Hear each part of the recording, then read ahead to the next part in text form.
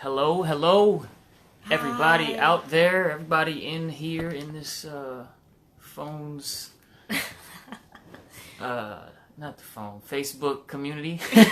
Everybody that is living in the phone. Yeah, from our perspective right now. How what's are up? you? What's up? Ufulu child here. I'm Soul Expression. I'm Tensi. We are freedom seekers. Welcome to Move Mondays, episode 8. As you know, Move Mondays is about bringing together some dialogue between us and you, and it's usually centered around wellness concerns that you have and that people have brought to us in the past. And so right now, I'm going to go ahead and open it up. If anybody has any type of wellness concerns in the next, couple minutes, go ahead, type in, your name, where you're from, and what your what your concern is, or question.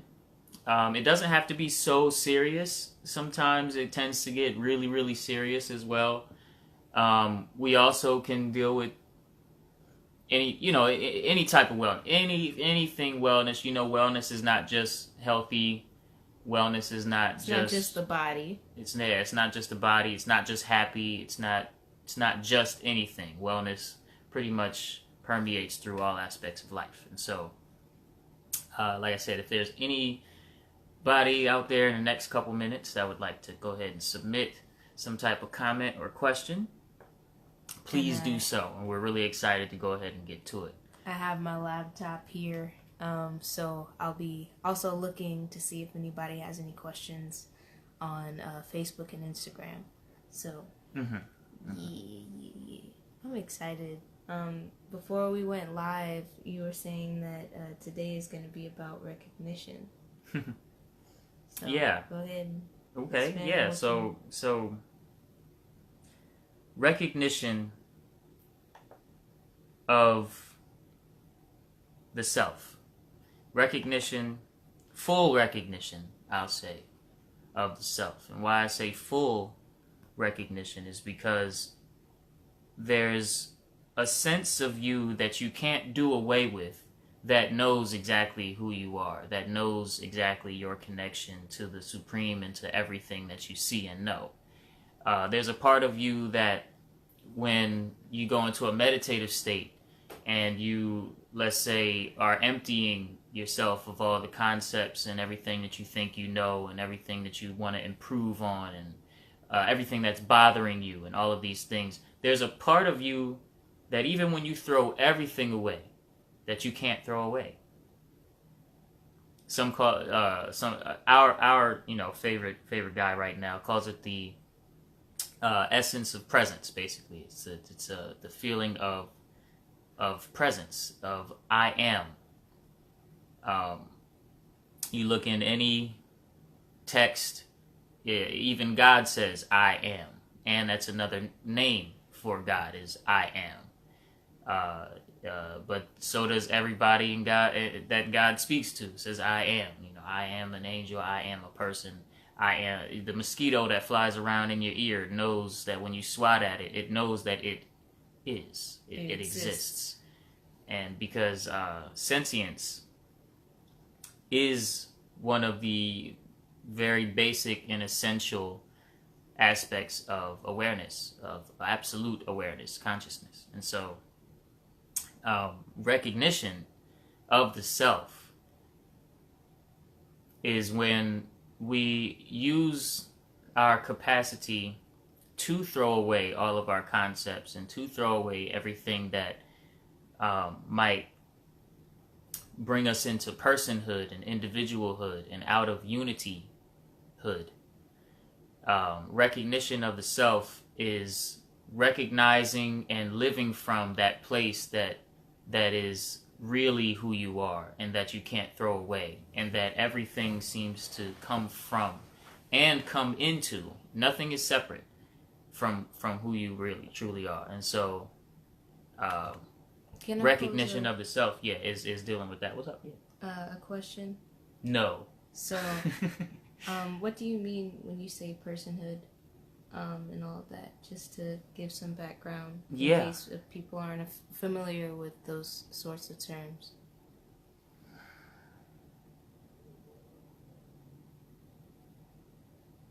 Personhood is an idea that we adopt during childhood of who we are, and it's an idea that usually springs off of the emotional connection we have to what we feel, meaning danger and fear. That's a big one, and pain, of course, the physical feeling of pain, and then the emotional feeling of pain if you feel abandonment and things like that.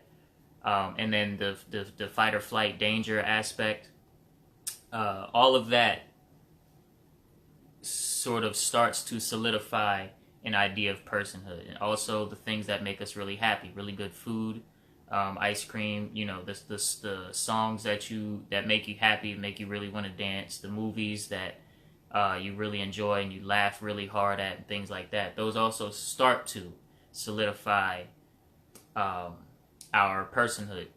And so things like the personality, your likes, dislikes, your judgments, all of that is part of it.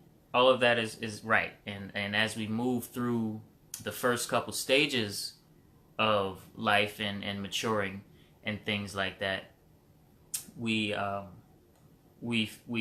put belief onto this idea of person of my person, I'll say. But it starts very, very subtly as the first belief that you have that is related to personhood, always, no matter what, is I am the body, or I am my body. I am this, this closest thing to me all day long that I see, that I can feel. I am my body is the first belief that sort of drives the rest of the beliefs toward personhood, is I am my body. And from there we get I am a dreadhead, and I am black, and I am a male, and I am American, and I am I You're watch artist, this show. I'm a part of this clique, and Black Panther was a great movie to me. for real. Yeah, all of that. So recognition of the self deals with not shunning or judging the person that you thought you were, but more removing the person that you thought you were from your identity, and removing the act of identifying with anything, the very subtle act of that sort of thought feeling combination that shows up that says this is a part of me. For a lot of very temporary, if you look at them, very temporary things that show up in our life. All of that sort of gets removed from your habits, from your very being, in recognizing the self. So, why is that important to recognize the self? And right now we're speaking in a lot of ideas and concepts, so how does one take that into action and put it into experience? So first, why is it important? Yeah, let's do one question at a time. Okay, so I love this question. Why is it important to recognize the self? The truest answer I can give is it's not, because you are already the self. And importance is a question that comes from personhood, that comes from the person, that comes from the same place as the question of how to do comes from. And like I said, it's nothing about those things are bad or those things are holding back something, none of that. But why it may be important for some beings to, let's say, go on the path of fully being in full recognition of the self is if they have a call to freedom. And what does freedom mean? Freedom from any type of conditioning, from any type of fearfulness, from any type of personhood, period, really. A lot of people... like societal norms, freedom from being limited into like a box. Yeah, a lot of people say that really all they want is to be happy or to be peaceful. But in a sense, that's not really true in terms of those words. Because you don't only want to feel one emotion for your whole life. Because you're so limited by that, it's ridiculous. And then two, you don't only want both of those concepts are pretty limiting at the end of the day. Trying to be happy all the time, you're gonna be unhappy with being happy. Pretty much a lot shorter than you might even think. And then, trying to only just give me just peace. I just want peace.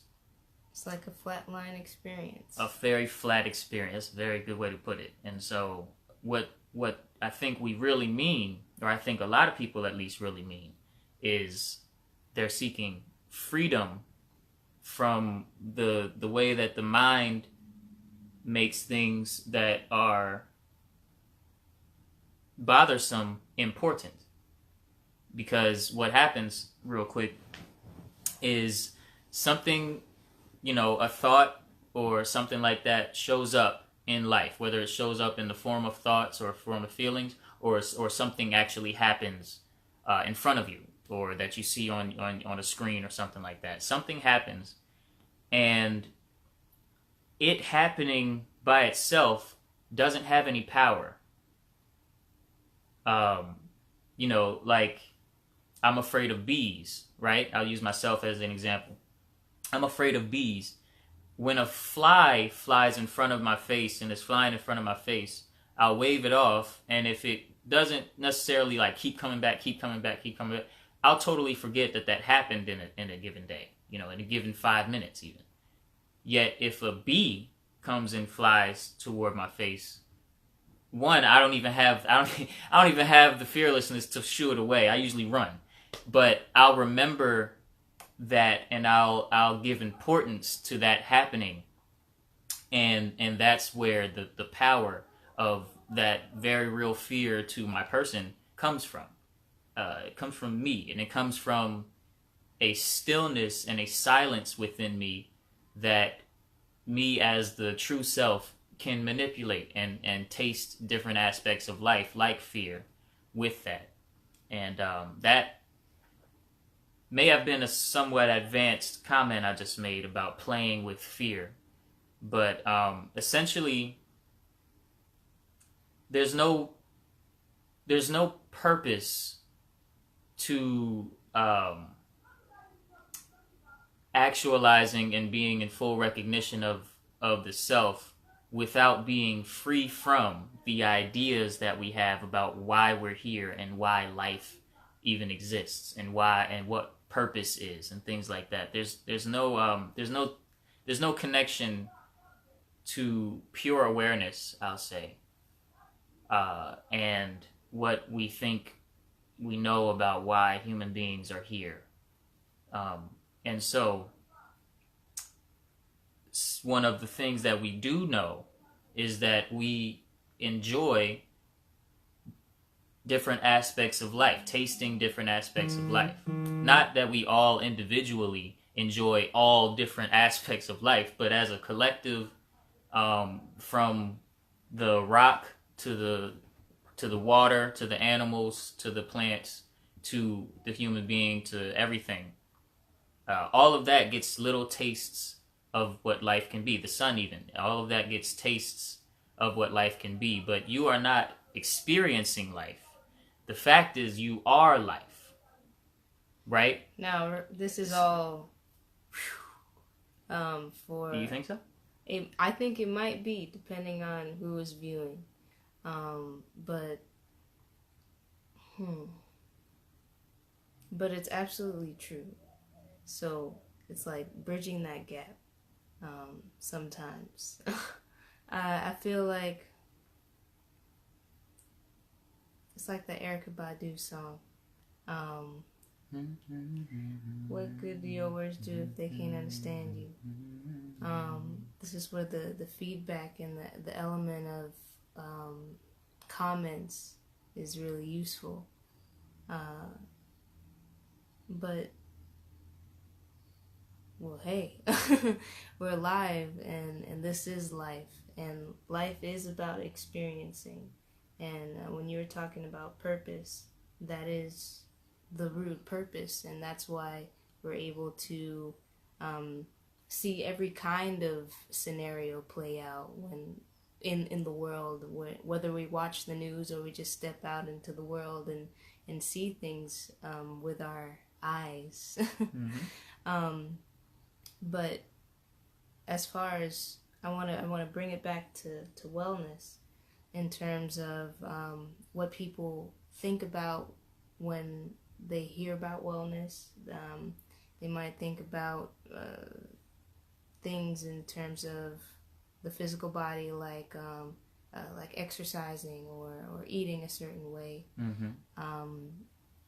And in the recognition piece, the piece of really knowing and recognizing the self, that comes into play on a deeper level, because oftentimes when people, including myself, when I have just purely fixated my attention on the physical aspects, or even just more of the surface level elements of wellness, whether that is like me only focusing on fasting or only focusing on the yoga and doing things. Yeah, I got you.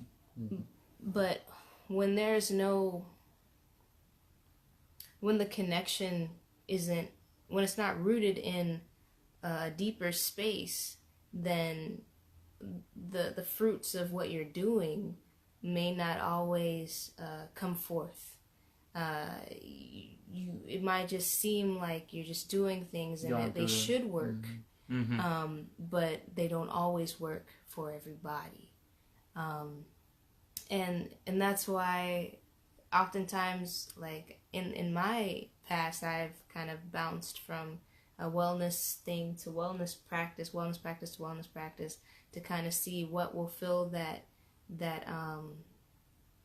space for fulfillment in not only wellness, but wellness and not feeling miserable because of certain things, You're talking about freedom. Expectations. Yeah, true freedom, whether that's in your health or relationships or whatever, is rooted in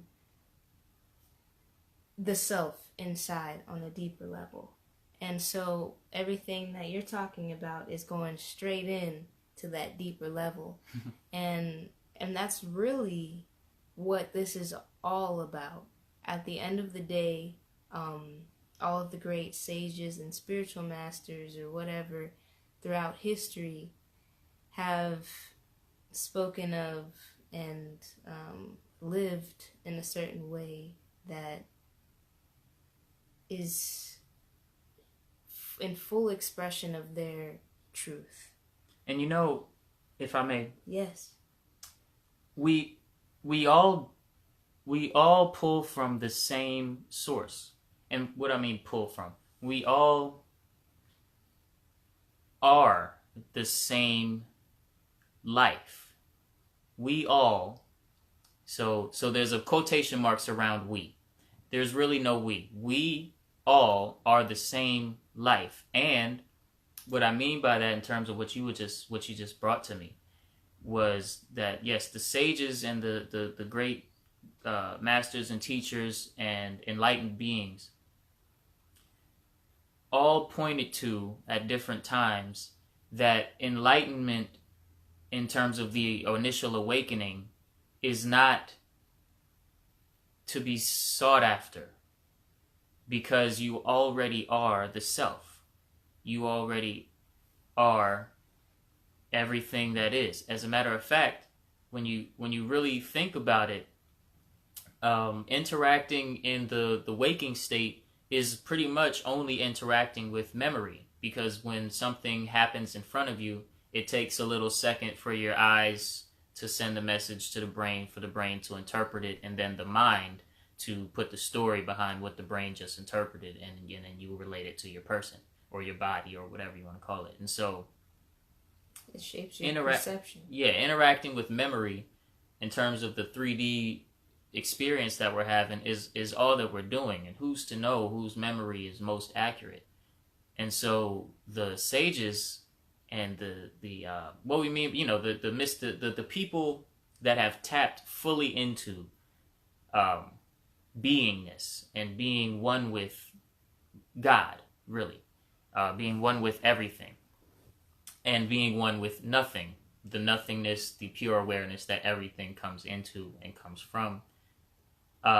Basically, all of them said, whatever happens in my memory is fine, but it is not me. It created a little space between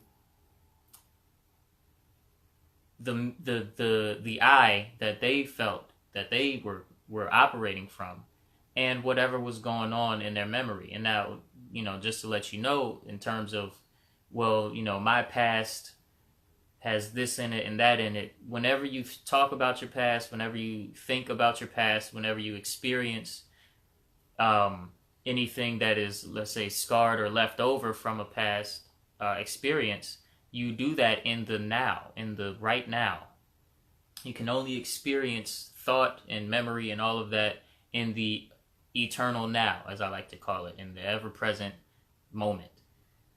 And this moment has never went anywhere. And you, even in terms of time, I'll just limit it to time for right now, have never gone anywhere.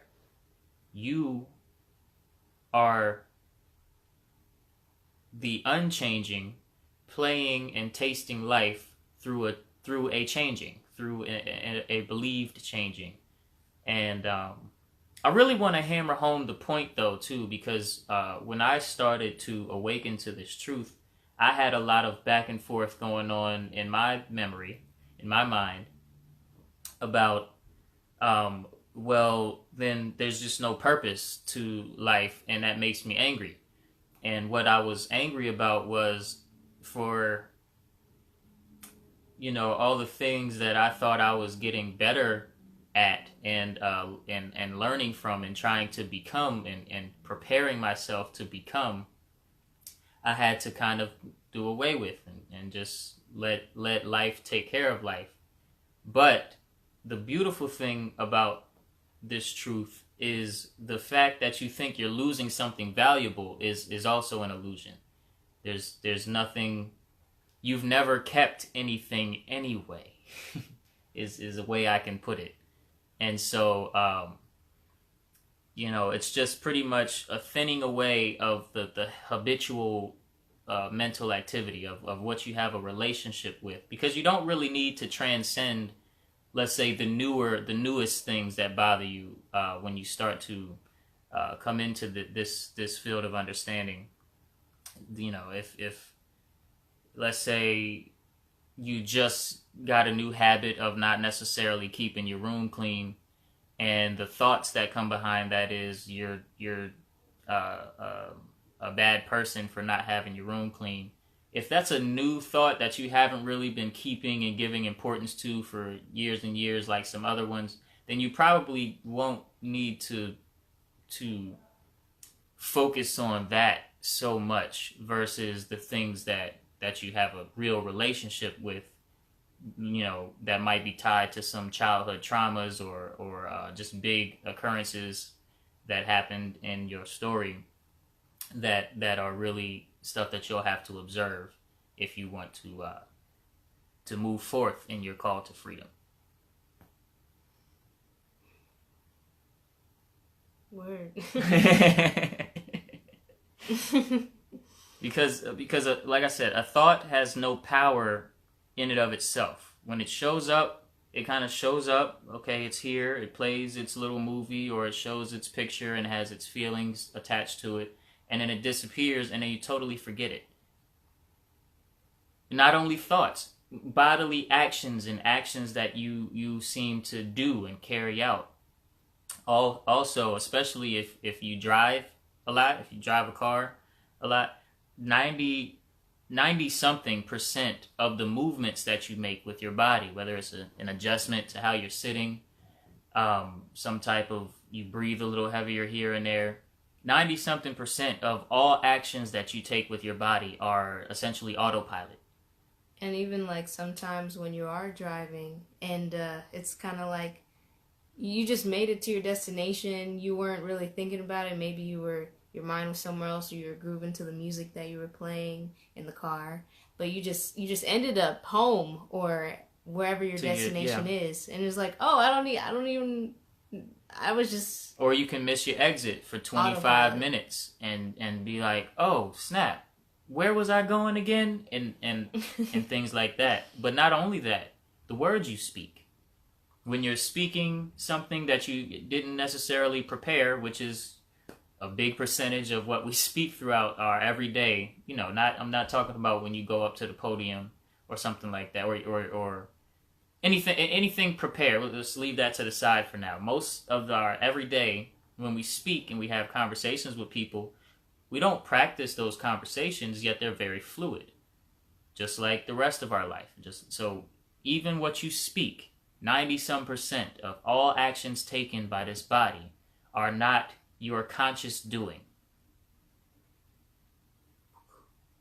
In terms of like health and things like that, there's an element of it. There's so many factors to it that you never really know what single thing will just trump it all, in terms of, oh, if I only eat beets, then I'm just cured of everything. You don't necessarily know. There's so many aspects, and there's like an element of intuitiveness that you develop in terms of your own body and what appeals to, or what falls in line with your truth in terms of your wellness story.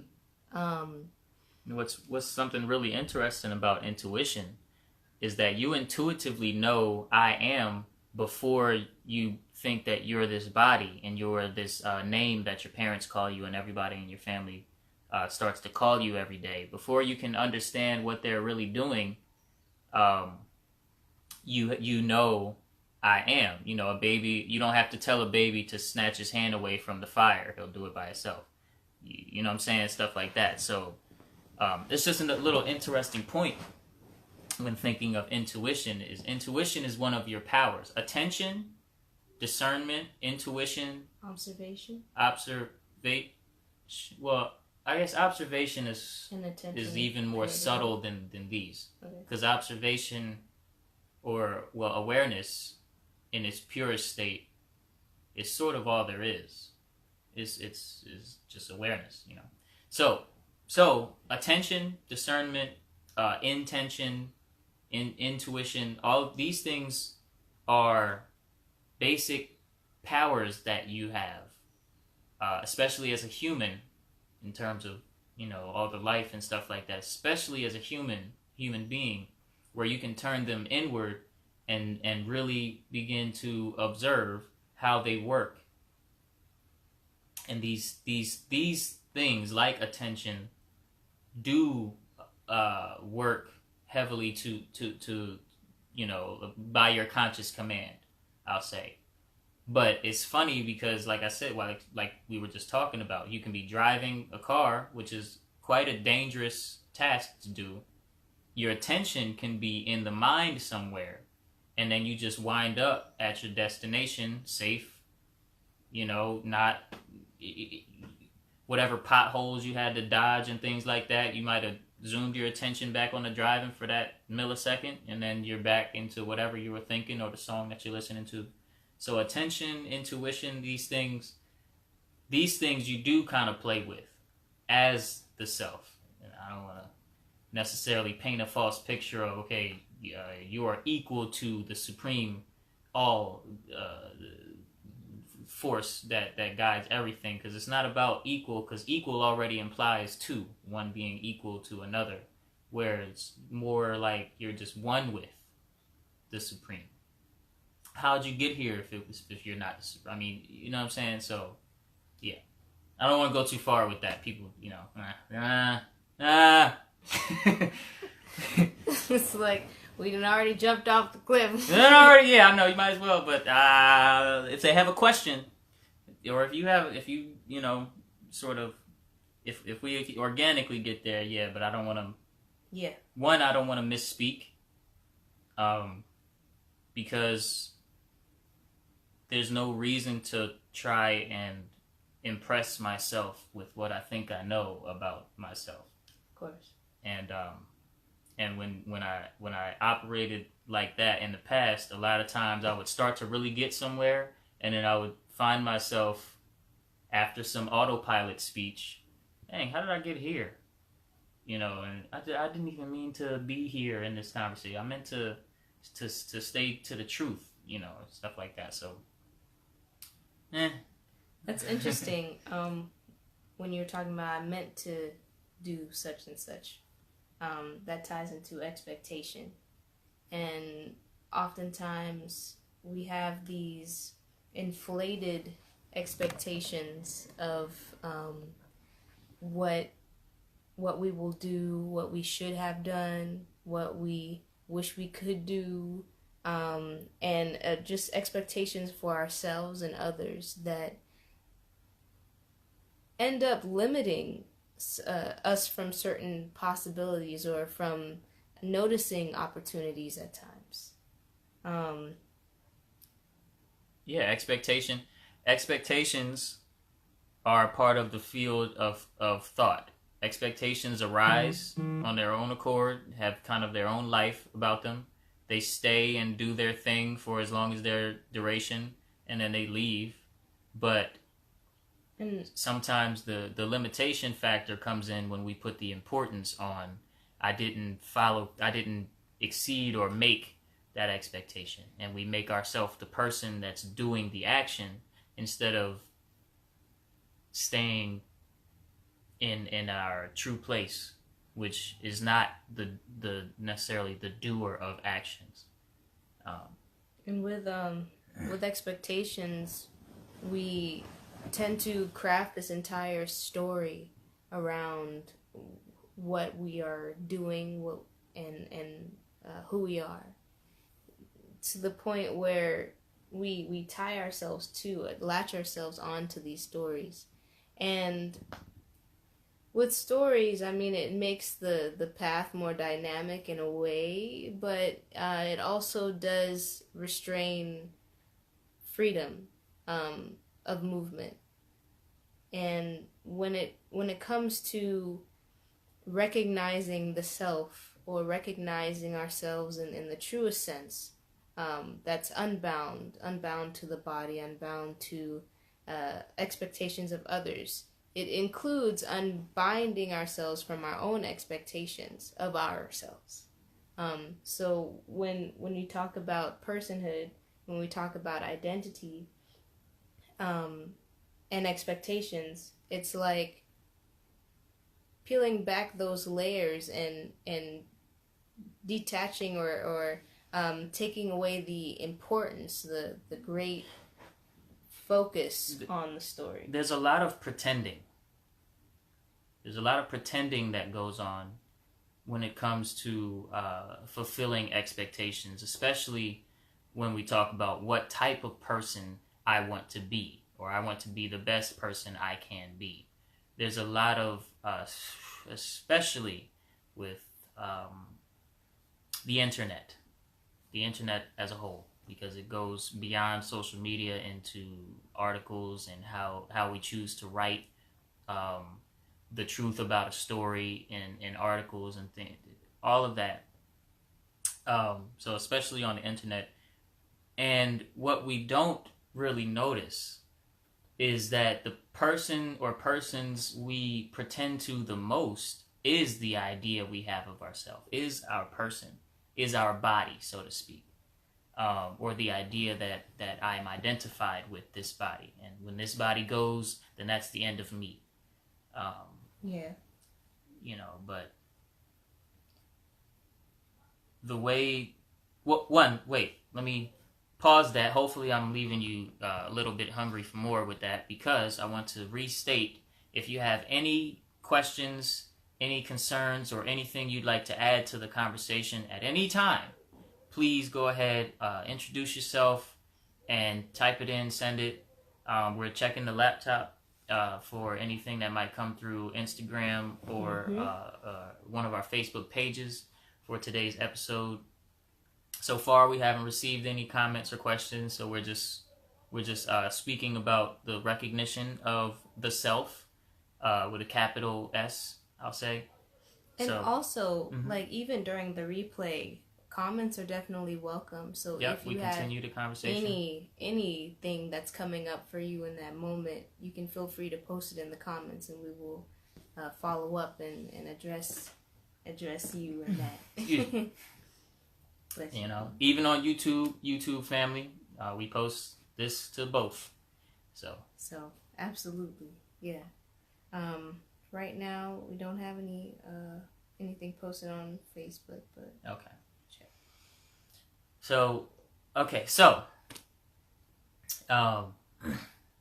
when we go through our everyday lives and we're taking care of our responsibilities and we're eating and we're paying our bills and being nice when we could have been a lot meaner, or being mean when we could have been a lot nicer, for that matter, or all of these things that we do in pretty much our daily activities.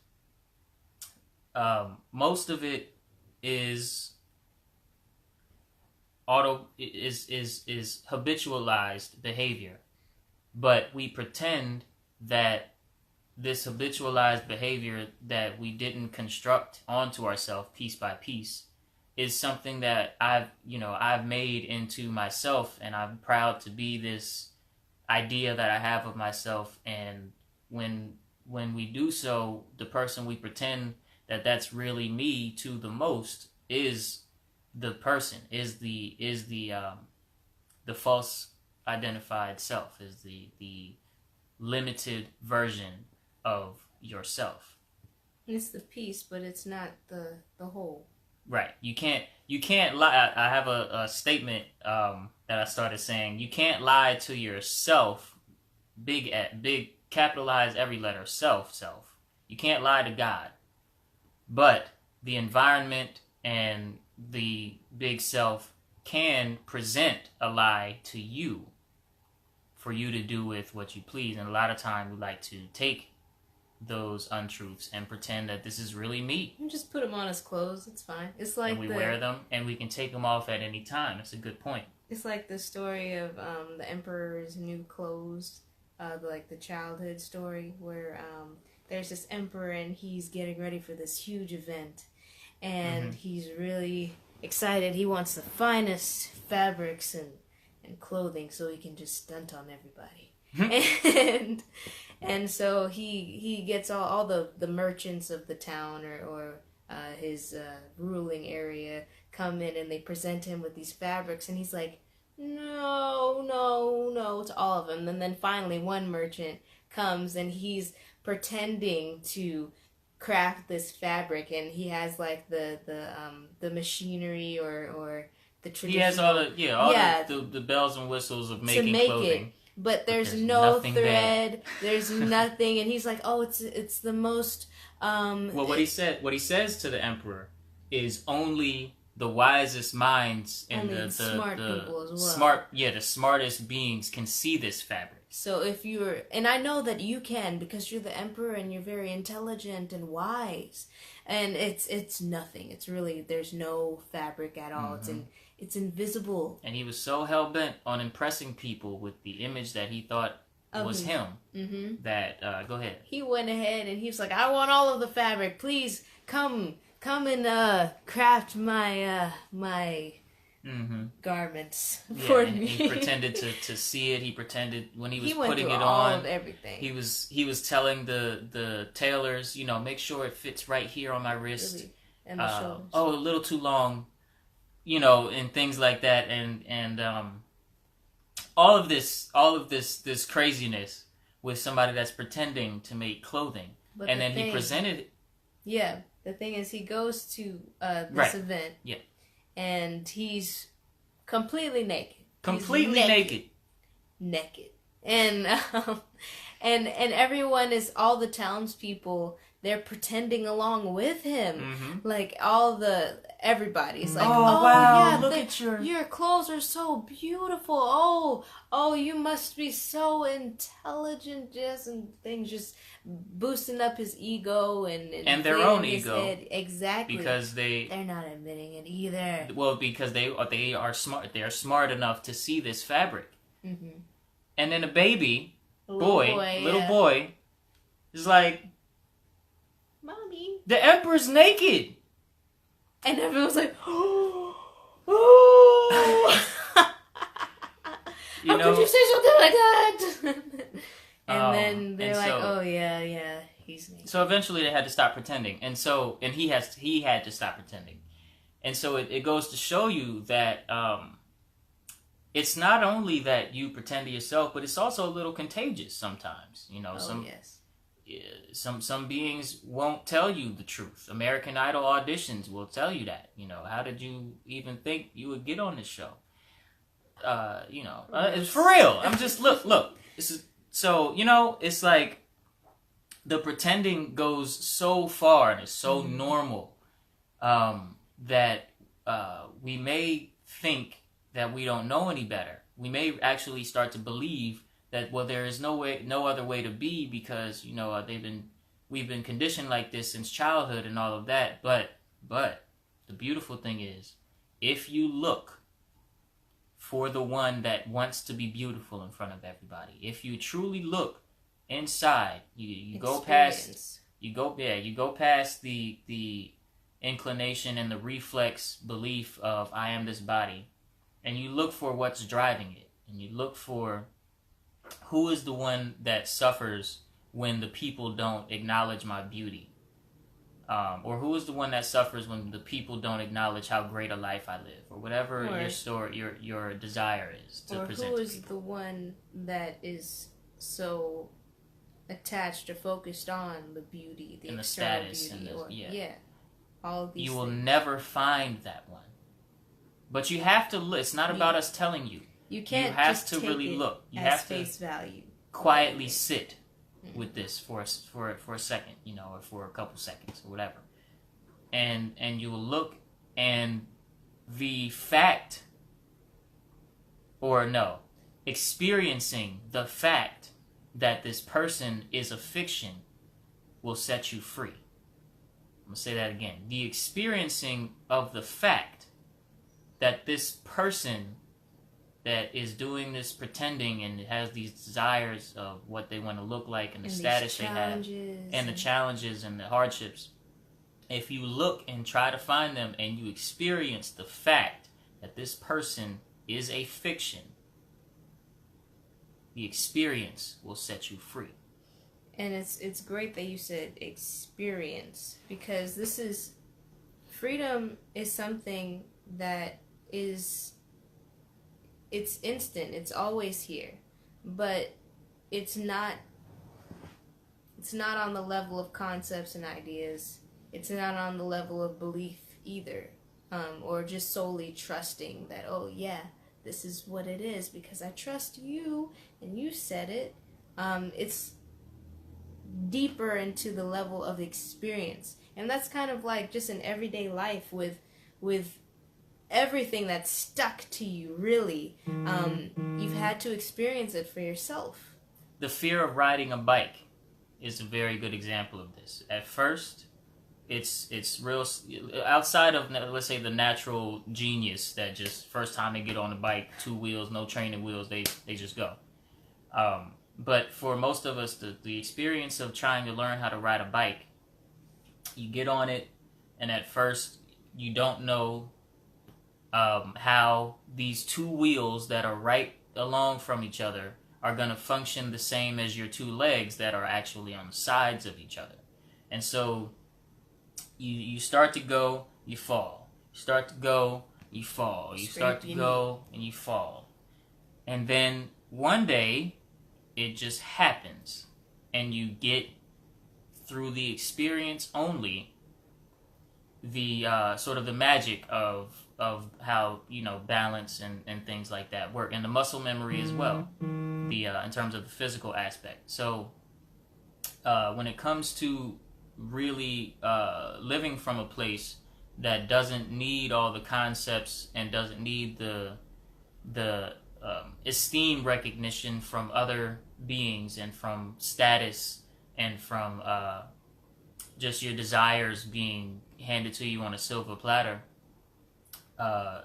sitting with it will and inquiring into who is this person that really likes this status and who is this person that really wants, you know, that doesn't want this and this to change or something like that. Who is it that is changing?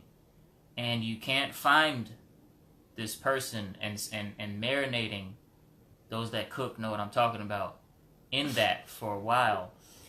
This includes is what will, raw food prep. Okay, is what will set you free from identifying with the person that has all the problems and the this and that. Because really, identity is the mother of all negative thought. It might be the mother of all judged good or bad thought, period. It's this is how this thought relates to me. This is what this thought means to me. So identity is an I entity, comes before all of that. An identity creates the whole concept of me and you, us and them. Duality. Mm-hmm. Yeah, so of separation. And as a freedom seeker on a freedom seeker journey, if the highest goal is of truly living your truth, knowing that you are free to be and experiencing that, then you have to transcend, you have to peel back the identity piece and just allow yourself to experience freedom in a new way. It truly is like a paradigm shift in a way, but it's always been like that subtle undertone underlaying everything in your life. And it's not so hard to do as people may think. If you've ever been to a concert where there's a full band playing, and the friend that brought you to this concert, you know, you're jamming to the music. You haven't heard this band play before, but they're really impressing you. And it's impressing you. You're jamming. And then your friend who brought you here, who loves this band, listens to them every day, taps you on the shoulder and says, listen to the drums right here. And it's not a solo. All the other instruments keep playing. You immediately can zoom in on the drums without having to do any preparation work or anything like that. You're not levitating, you're not doing no magic. You're not doing any type of, okay, well, let me prepare my mind for releasing the violin and the guitar and the such and such, and let me just really, really focus in on the drum. No, it's really instant, and you look at your sense of hearing just in terms of from hearing the drum type of perspective. And it's instant. It's not hard. I don't know how to... It's effortless. It's effortless. It's, you know...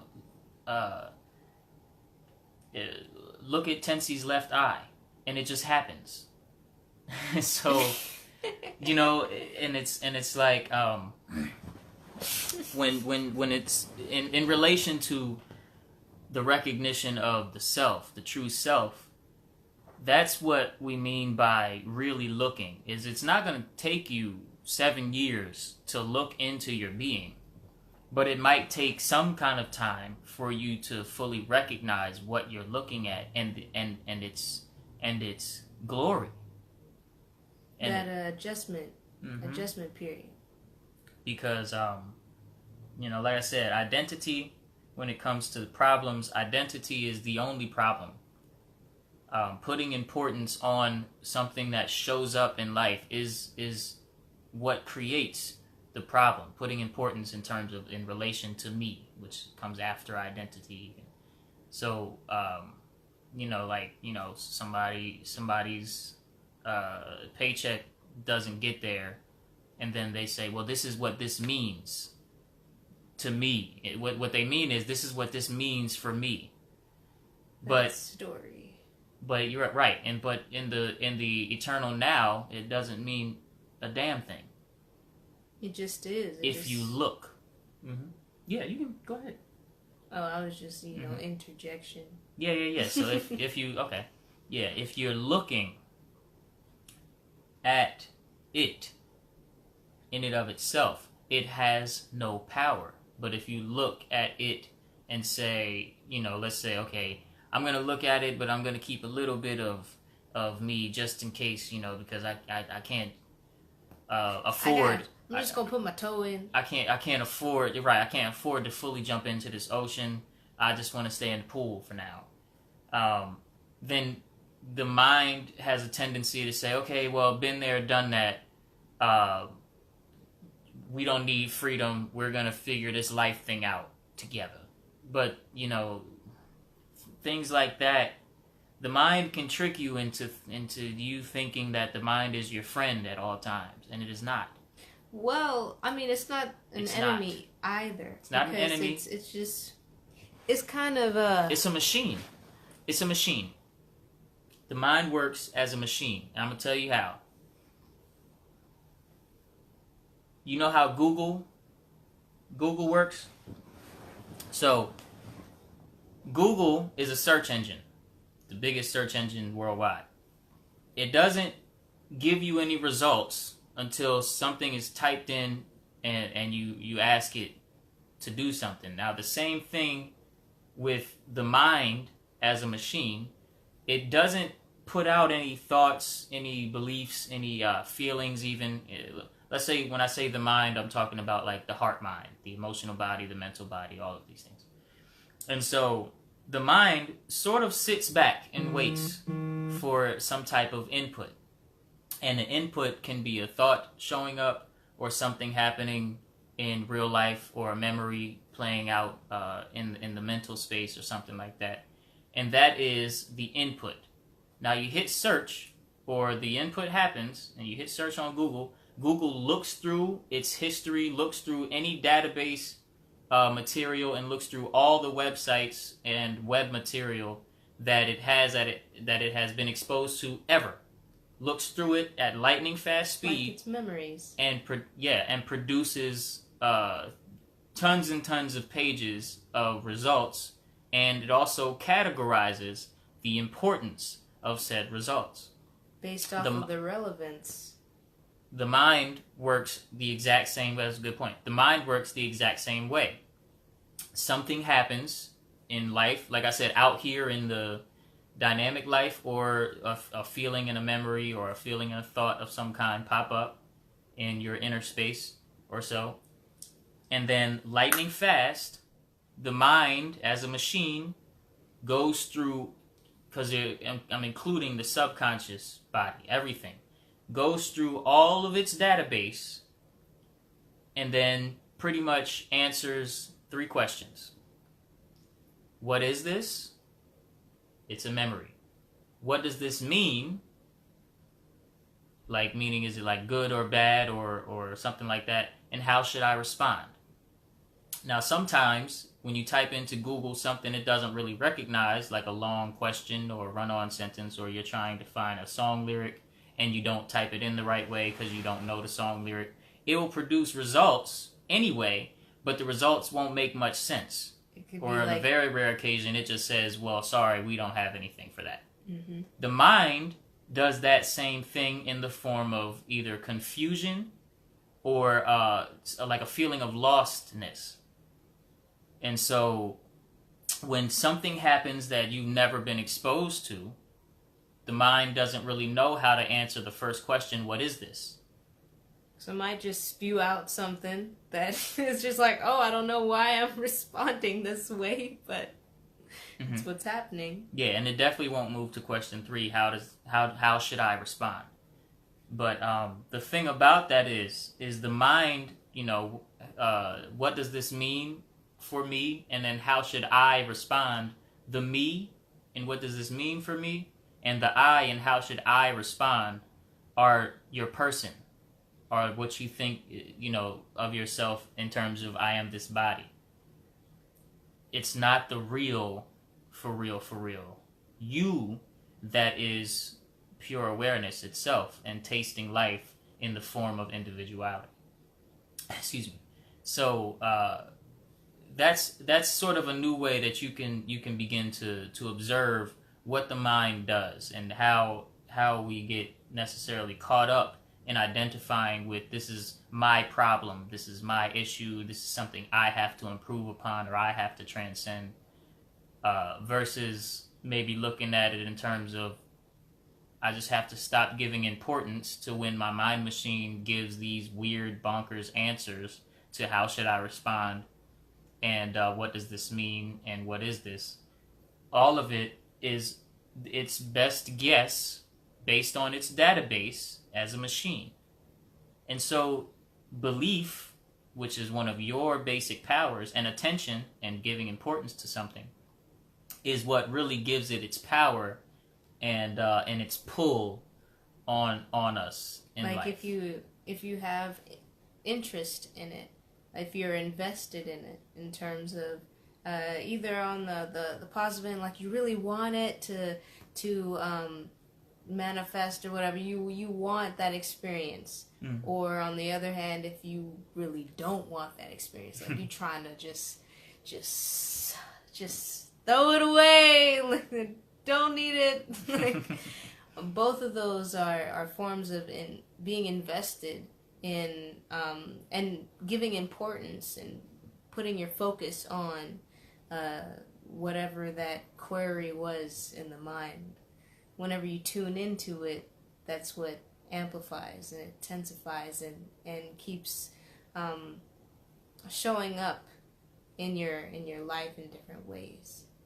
Yeah.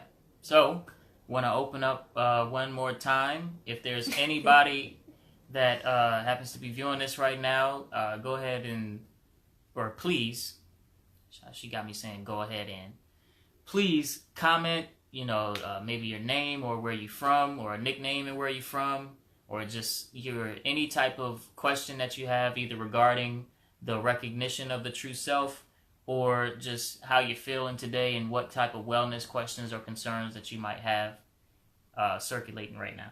And in terms of wellness questions, if you have any questions regarding Kemetic yoga or yoga in general, fasting, plant-based eating, meditation,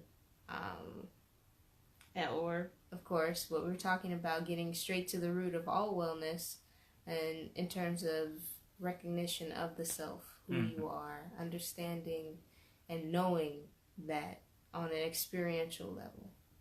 Yeah. We're here for all of that. And we love you from the bottom. Absolutely. Absolutely. Yeah. So, recognition of the self.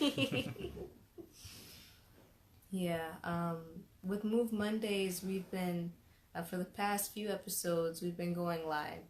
And this is more of a loose format. So, if you have anything that's on your heart, or anything that you'd like to know on behalf of somebody else that is looking to be pointed into a new direction of some sort, that's what we're here for. We're not here to teach you a certain thing, or so that you learn. Yeah. We're here to point so that you discover. And with everything that's said, everything that you look into, definitely check in with yourself to see how it resonates with you. Consult a doctor, consult whoever that you trust and have a relationship in terms of the wellness, holistic side of wellness, and do your own research in terms of diving into new things and allow yourself to adjust, because with every new thing there is an adjustment period. Now your doctor might not know anything about recognition of the self. Probably not. Maybe no one will. It ain't in their textbook. Matter of fact, it's not in any book. Not your recognition of the self. That's not in any book. True. You can only find out what that has to offer by truly and genuinely looking from a different perspective. Follow the pointings of the sages and the masters and the teachers that speak of the same thing. Yeah. And it's like, oftentimes it just comes down to finding some stillness for yourself, taking a moment. And oftentimes, what do I really want? We may find that we don't take moments throughout the day to truly sit with ourselves and see how we're doing, check in with ourselves in a new way, or when we're getting down to that level of recognition of self, peeling back all of the concepts that we have around who we are and everything that we see. And the scary thing to a lot of us, to me even sometimes, about fully recognizing the self is the uncalculated life. The uncalculated life means the life with no plans whatsoever. Not in terms of, okay, on the Google Calendar. You have to, it's fine if you put things in the Google Calendar and all of that, but in terms of not having your plans be so sticky and limiting in terms of your day. You can plan a day minute by minute, but you can't plan on the banana peel you're going to slip on and then you break your leg and have to go to the hospital. So you cannot plan a damn thing. It's not possible. You can't fully, and completely plan anything, which is a part of the magic of life as an individual, of not really, even the holiest of beings was not really equal to, like I said, in terms of two things, one being equal to another, the supreme and the all, but the oneness with them just permeates from their soul, and it touches anybody that they come in contact with. And not everybody's going to like oneness with God and oneness with the supreme when they come in contact with it. Some people will be scared of it. Some people will be angry at it and have very visceral reactions to it. But the point is and the importance is on you recognizing what your true place is, where all of your feeling of I-ness sits without anything else. When you throw everything into the trash can in terms of the concepts you have of yourself and the concepts you have of the world and the universe, there's something you can't throw away. And that something is rooted in the sense I am. Not even the words I am. The very sober sense I exist. I am here. You can also call it I am here. You cannot throw that away. So, but no words can describe what that really feels like. I can just talk about a little bit about what you can do and what you can't do with it, or what it means and what it doesn't mean universally. But I can't really tell you what it means to me. I can't tell her what it means to me, and she's my wife. It's a very it's on an individual level. Sorta. Yeah, that's why my face was like, using the word individual, because it's like you can say it's personal, but it's not of your person. So words don't do it justice. Yeah. There are really no words to describe the experience, but we try to use words to point to the experience. But at the core, you just have to take those moments for yourself to really just see for yourself what is it all about. Mm-hmm. Yeah. Oh, uncalculated life. And so, I forgot. Sorry, it's uncalculated speech. But it's a little scary sometimes thinking, oh, there are many examples of people that had a little glimpse into flowing with the harmony, the harmony of life, and maybe took it in an immature way and thought, well, then I can just do whatever reaction to life that I have and be, if I'm angry, I can just go kill a bunch of people and it doesn't really matter because we're not really people, and that has nothing to do with it, because then you're still trying to live from a state of personhood and you haven't really looked and experienced the fact that this person you pretend to be is a fiction in order to set yourself free. And so I mean, in life there's really no defined good or bad that everyone can agree on. So good and bad is also just a piece of a story. It's not a concrete. It's not really truth. Mm-hmm. The concepts of good or bad, judgments aren't really true on every level. And when I say true, I mean on every level. Everybody knows it's true. So, Christian family, you know that vengeance is not mine. And that's because you can't judge what's bad. Yeah. And it's not up to you. Mm-hmm. What I was pointing to with what you were saying mm-hmm. is that with there being no set good or bad, I mean, anyone could take any action. They could do whatever they would like to, but there's also those associated consequences that you perceive attached to it. That you can't plan for. Yeah. So, I mean, hey, you could do whatever, but if you also have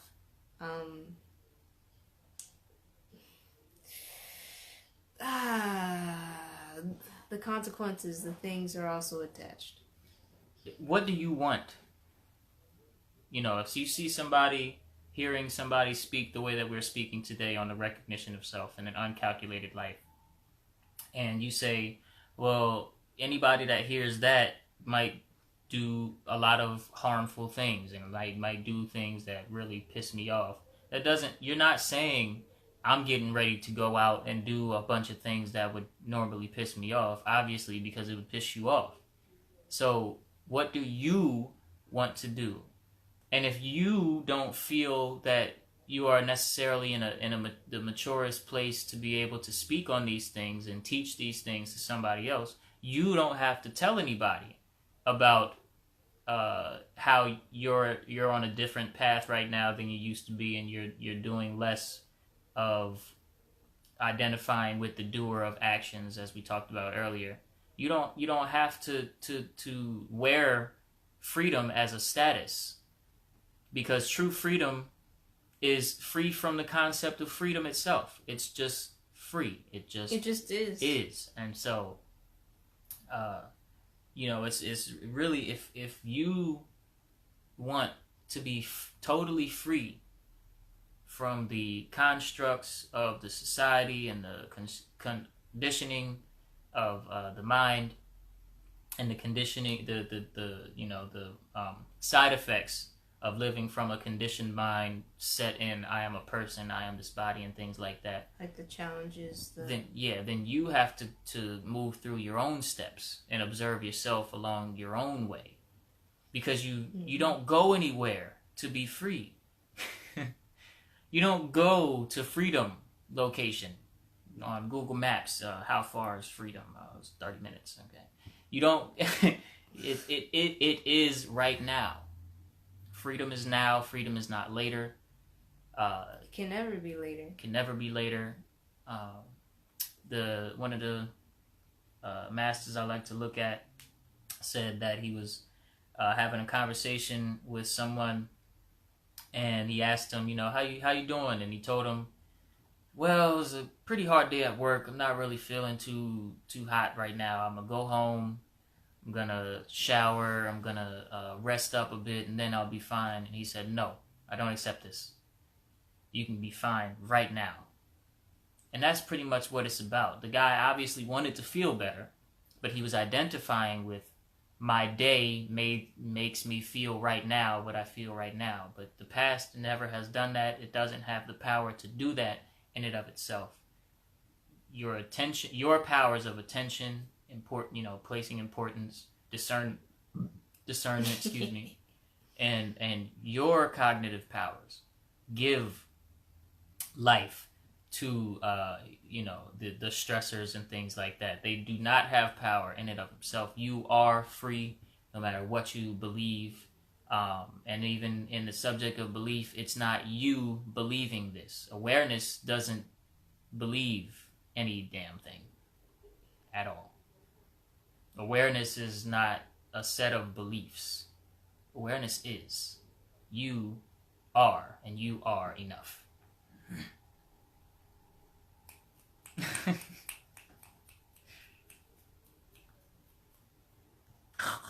Just saying. Root of everything. Love on yourself. Sit with yourself. You're already free. Just stay there. Just stay there. and sometimes have a good laugh. Yeah. It's about experience. When you really experience, oh, well, I am nothing at all. It's really quite funny when you experience. Your mind might not ever accept this, but your mind is really a small aspect of life. Even with all the powers that we can do with the mind, it doesn't matter about naming them, but all the different things that people have learned how to do with their mind. The mind itself is small in terms of your true self and your true place in the vastness of the nothing that you truly exist in and from. And so have a good laugh at not knowing anything. Have a good laugh at not being able to remember anything. Have a good laugh with yourself, because it'll aid you on your journey to true freedom. And no one truly knows. Everybody is trying their best. Indeed. And it's okay not to know. There's a liberating element to it. But yeah. So one more time, if there's any questions out there, you want to go ahead and drop a live comment that we can address, respond to. This is the last call for this episode. Across, in the I guess wellness arena, across all aspects of life, or today's subject, the recognition of your true self. Please go ahead and comment. And if not, in a couple seconds, we're going to go ahead and close this episode out. And feel free to comment during the replay. We'll get back to you. Absolutely. Right. Thank you for watching this far. Oh, we have a few announcements. So, coming up in August 12th, we're having an event called Freedom Night. And it's bringing together wellness, on-site resources. And healing. Yes, with live music, live art. So it's just like artistry and wellness galore for a night of self-liberation. Yeah. Ufulu Child is rooted in artistry and wellness. Mm-hmm. And freedom. Ufulu means freedom. So there's going to be that. And we already have tickets up for sale on our Facebook page and website. Facebook.com/Ufulu Child. You already here. Yeah, you're already here. So just click on. Except for you YouTube folks. YouTube. Ufulu Child. Either UfuluChild.com and you click on the little Facebook thing to go straight to our Facebook page, or Facebook.com/Ufulu Child, or you just search Ufulu, UFULU space child in the search box. Or no space. Anyway, also with that, no space on Instagram and Twitter. Are we on Twitter? Yeah, everything is just Ufulu at Ufulu Child, no space. Whenever Facebook don't have no ads. Well, I mean, with that, YouTube doesn't have ads. On Facebook, so Facebook does have ads, but they also don't. Like how Instagram has ad and they also have the name. Oh, okay. Yeah. So, cleared that up. It's freestyle. We're gonna argue sometimes, you know what I'm saying? Or also, if you want to connect with us in terms of email updates, there is the VIP list. You can access it through ufuluchild.com, and we'll be posting the replay on YouTube, as well as it'll be available on iTunes in audio format. Right. And the episode breakdown for this episode 8 and the last episode will be available soon on our blog, and we'll have ufuluchild.com/blog links to different resources in that. Yep. And if you are interested in things like yoga, meditation, fasting, etc., we do have a program specific to that called Kemetic EIO, and it incorporates everything, including what we were talking about today is like the root of everything for a 360 personal wellness transformation experience. Yeah, so there's that. Yep. So, freedom seekers. Once again, my name is Soul Expression. And I'm 10C. We are Ufulu Child, and we are freedom seekers, and we have our Freedom Seeker Mini Manifesto that we like to go over every episode.